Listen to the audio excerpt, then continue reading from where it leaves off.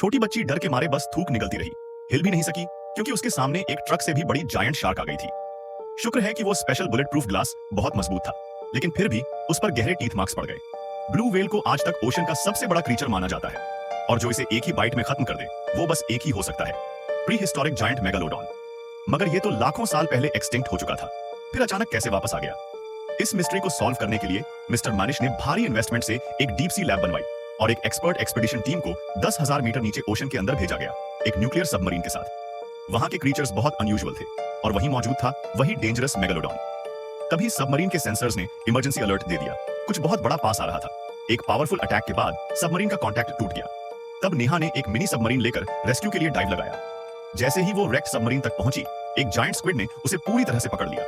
उसके टेंटिकल्स इतने मजबूत थे कि ऐसा लगा अभी सबमर्सिबल को क्रश कर देगा। तभी स्क्विड ने अचानक पर्पल इंक छोड़ी और उसके टेंटिकल्स ढीले हो गए। ऊपर से मेगालोडॉन ने उसे पकड़कर साइड से गुजरना शुरू किया। उसका साइज इतना मैसिव था कि नेहा को लगा शायद अब वो सेफ है, लेकिन मेगालोडॉन ने तुरंत डायरेक्शन बदला और उसकी तरफ बढ़ने लगा।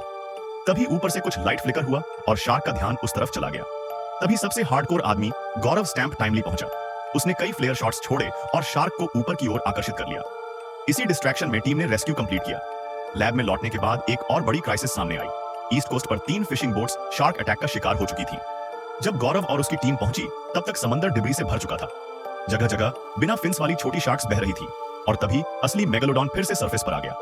गौरव ने डीप डाइव लगाया और हार्पून से शार्क की फिन पर ट्रैकर लगा दिया। टीम ने रोप रिवाइंड की, बोट फुल पावर पर चलाई, मगर शार्क पीछे ही पड़ा रहा। एक पल ऐसा आया जब शार्क का एक जोरदार टग ऑलमोस्ट गौरव की जान ले गया, लेकिन आखिरकार वो बच गया। अब शुरू हुआ मिशन का दूसरा फेज, एलिमिनेट द थ्रेट। इस बार फिश गन में इतना स्ट्रॉन्ग पॉइजन डाला गया था कि 100 हाथी भी उससे मर सकते थे। इस खतरनाक कार्य के लिए नेहा खुद वॉलंटियर बनी। वो शार्क केज में बैठकर पानी में उतरी और चारों तरफ बेट छोड़ दिया गया। थोड़ी देर में मेगालोडन पास आ गया। नेहा ने गन उठाई और उसकी आई को टारगेट किया, लेकिन यूवी लाइट ने शार्क को फ्यूरियस कर दिया।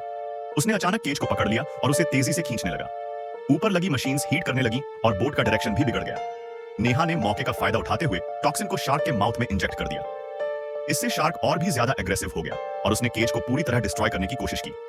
गौरव ने तुरंत एक्शन लिया, एक जंप के साथ सी में कूदा। शार्क ने एक जोरदार शेक दिया जिससे रोप टूट गई और केज बाहर खींच गया। नेहा का ऑक्सीजन लीक होने लगा। गौरव ने जब तक उसे पाया उसके टैंक में सिर्फ 1% ऑक्सीजन बचा था। गौरव ने केज खोला और बेहोश नेहा को लेकर ऊपर तैरा, लेकिन उसी समय मेगालोडॉन ने भी एक ह्यूज अटैक किया, मगर वो रोप्स में फंसा हुआ था। शार्क पॉइजन का असर अब दिखने लगा था। ओशन का वो मॉन्स्टर अब फाइनली डेड हो चुका था। टीम ने उसे शिप पर लाकर डिस्प्ले किया, मगर कोई सोच भी नहीं सकता था डीप सी में अभी एक और लार्जर मेगालोडॉन बाकी था।